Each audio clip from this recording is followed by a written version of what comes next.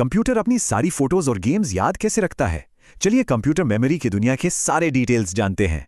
तो सवाल यह है, क्या कंप्यूटर का दिमाग भी हमारी तरह होता है? आइए इसी का जवाब ढूंढते हैं। हाँ, एक तरह से बिल्कुल हमारे दिमाग की तरह ही कंप्यूटर मेमोरी का इस्तेमाल करता है सब कुछ स्टोर करने के लिए।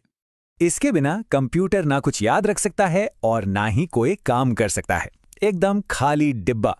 पर मजेदार बात यह है कि कंप्यूटर में एक नहीं बल्कि दो अलग अलग तरह की मेमोरी होती हैं। पहली है रैम।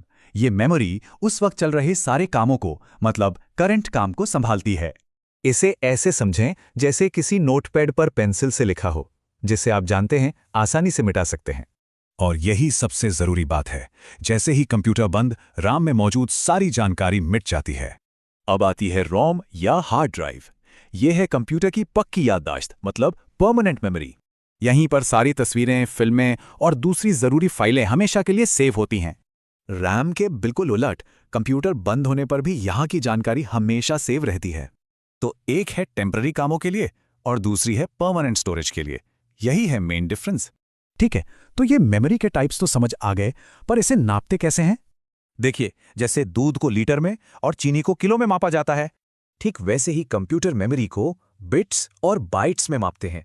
यहां देखिए, 8 बिट्स मिलकर 1 बाइट बनाते हैं और फिर आते हैं किलोबाइट, मेगाबाइट और गीगाबाइट। तो ये सब जानने से आखिर फर्क क्या पड़ता है? असल में बहुत कुछ। अब जब ये सब पता चल गया है, तो क्या कभी सोचा है कि अपने फोन में कितनी रैम और स्टोरेज है?